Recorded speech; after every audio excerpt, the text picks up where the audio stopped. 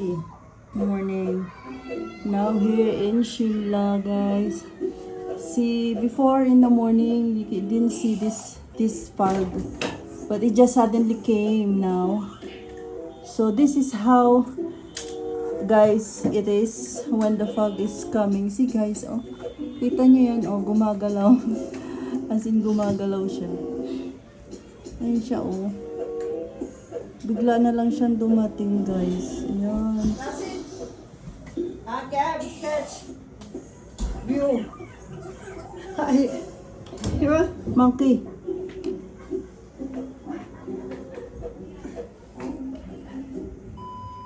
Okay, mommy.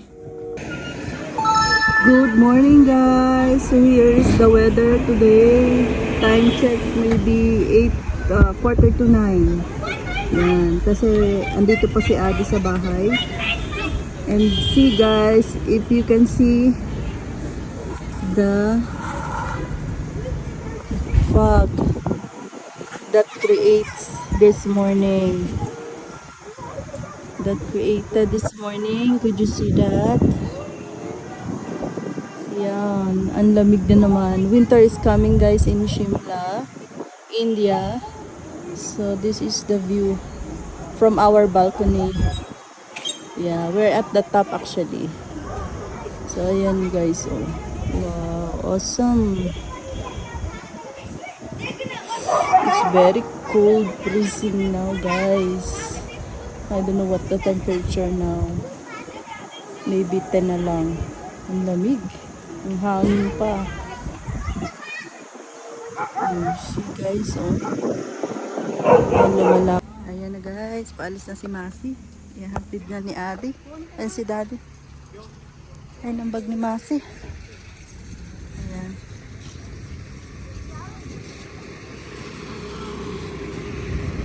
Pauwi na uli siya sa Dharamshala. Ang dating niya siguro ano na, gabi na. Siguro mga alas 10.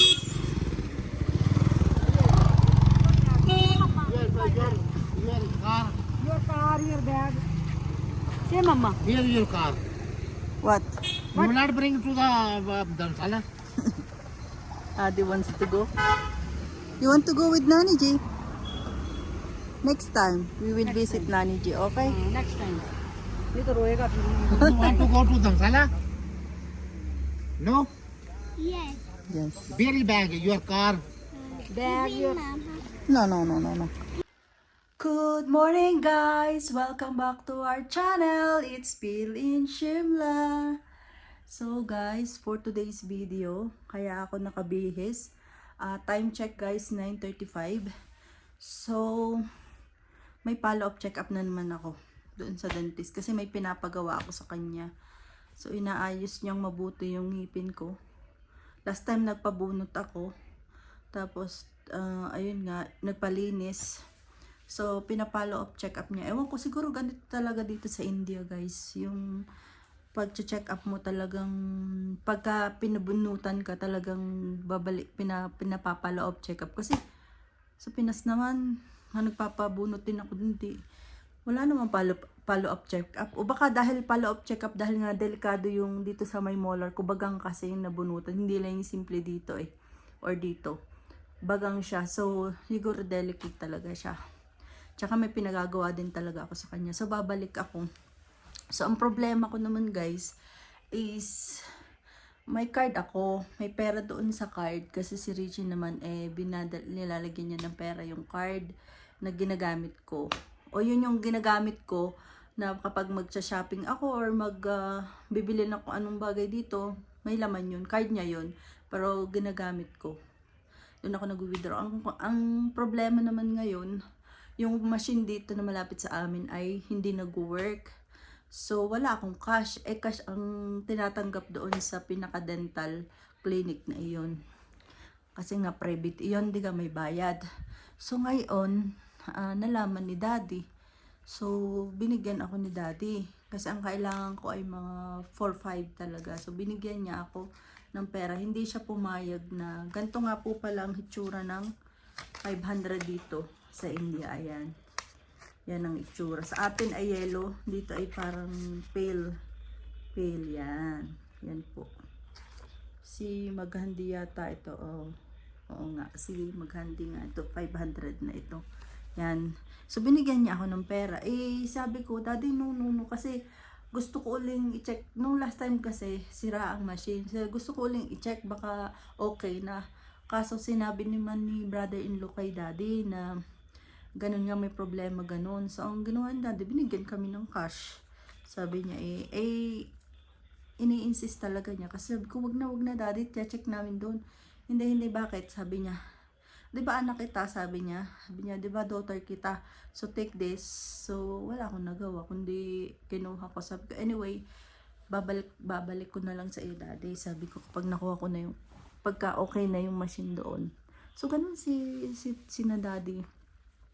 Kapag kailangan ko ng pera, sasabihin niya sa akin, magsabi ka lamang. Kasi anak ka namin, hindi na ikaw iba sa amin. Kaya, feel ka na, sabi niya, feel at home, kumbaga, kung anong gusto mo, sabihin mo lang, ganun din siya. Pagka aalis siya, pupunta siya ng Mall Road o Lower Bazaar sa palengke, natanong niya kung anong gusto kong pabili. Ganun si Daddy.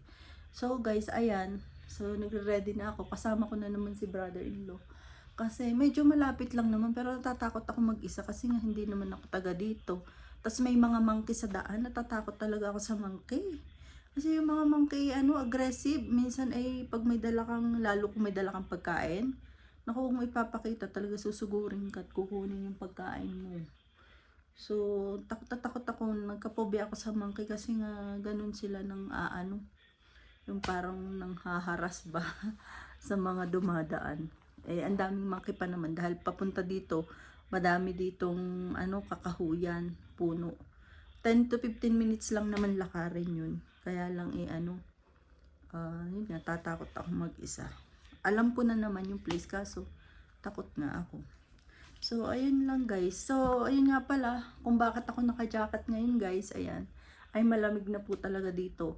As of this moment guys, is 13 degrees ang temperature namin. So, pababa pa yan ng pababa habang palapit ang Diwali. Ang Diwali po kasi ngayon, this year is November 12. So, si Rishi naman ay dadating ng November 4. Tapos, habang papalapit yung Diwaling iyan, ay talagang palamig na ng palamig. Talagang kailangan mo na sigurong pag andito lang ako sa bahay, naka-t-shirt ngayon kahapon pa, naka-t-shirt ako, tapos 2 jacket ko, kasi malamig talaga. Ganun. Tapos, ayan, palabas kami, so nag-jacket ako ng simple lang, ayan. Kasi malamig talaga, hindi mo kakayanin ang lamig. So, ganun, ayan. So, nag-ayos lang ako ng kaunti, at kami paalis na. Kasi ang aming pinaka appointment is 11 o'clock. Quarter to 11 na. So, ayun lang, ibinahagi ko lang sa inyo guys yung talagang kung gaano ako kaswerte sa aking mga biyenan. Ganun talaga. So, ayan. So, may pera na tayong cash, binigay ni Daddy. Pero ibabalik ko to. Kasi syempre, may mga binibili din si Daddy. May pera naman talaga ako. Yung talaga nakalaan na gastos ko. Bigay ni Rishi. So, ganun lang guys. Maraming salamat at update ko na lang uli kayo pagbalik namin. Kasi hindi nga ako dun nahihiya ako. Siguro, i-video ko lang yung pinaka-clinic.